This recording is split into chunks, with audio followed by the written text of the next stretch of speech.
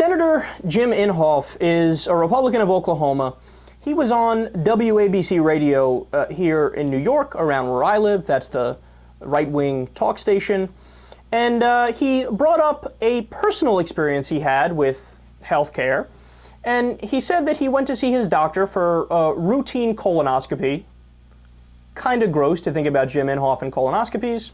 And by the way, routine, like do people go for colonoscopies like every month or something? I thought that was a very rare thing that people do. But nonetheless, I've had enough of talking about his colon, so let's move on from that.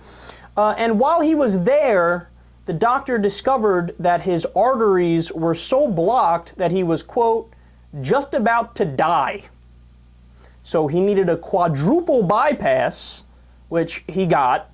And Inhofe said, quote, you know, a person can find out here in the United States that he has this emergency situation where he's got to have immediate heart surgery. And if you're in a country other than the United States, a lot of them, you can't get it done.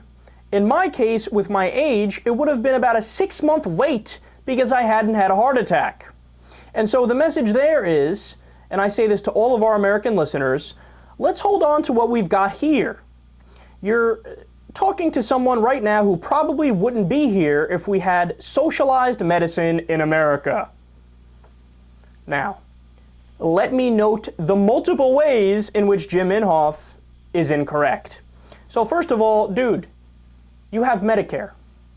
Now, if you're, what's the age? I know 62 or 65, over that in the U.S., you get Social Security and Medicare. Now, I don't know the specifics of Inhofe in particular because he's a senator. I know they have a slightly different situation than, you know, your average worker would have. But somebody in that scenario, in the exact scenario he described, would have Medicare. So they would be all right. They would get it taken care of, right? And then this idea that in a lot of other countries, if they find something imminent, that they'll just be like, yeah, no, we'll put it off till, you got time in 2017, September of 2017, we'll squeeze you in there. Totally made up. Totally not true. Now, look, it is true that in some places around the world, if it is a surgery that's not a necessity that needs to be done ASAP, those you might have to wait a little while for. Now, it's greatly exaggerated in the U.S., and they use that as a scare tactic against, you know, socialized medicine, which, by the way, those systems are the best in the world by far. But here is why Inhofe was able to immediately get help, and it was like, you know, drop everything and we'll give you surgery right now. Because he's a fucking senator! He's a senator! Look, I love how people like him think, well, since I have the best health care, everybody in the U.S. must have the best health care. No. Look, there's a real good case to be made, and in fact, it's true, that for the top 1% of society, or maybe the 0.001% of society, the U.S. does have the best healthcare system in the world. Because we have essentially a very far right-wing system, an economic system in the U.S. We have smaller government than other modernized industrial nations. And as a result of that, if, you know, some heart surgeon can get paid $600,000 or $1 million or whatever the case is here because super rich people are willing to pay him that, then we do have a lot of the best surgeons and things like that in the U.S. So in the U.S., you have the best healthcare for the richest of the rich, the top 1%, right, the ruling elite, but everybody else gets horrible healthcare. And I do mean horrible, because we rank 37th overall, according to the World Health Organization.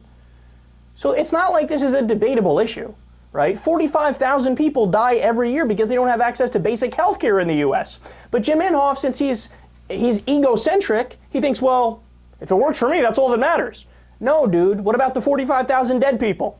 What about the millions of people that don't have health care? What about the millions of people who go bankrupt because they don't have health insurance and they need to get something done? That's not a problem in other nations. It's a problem here.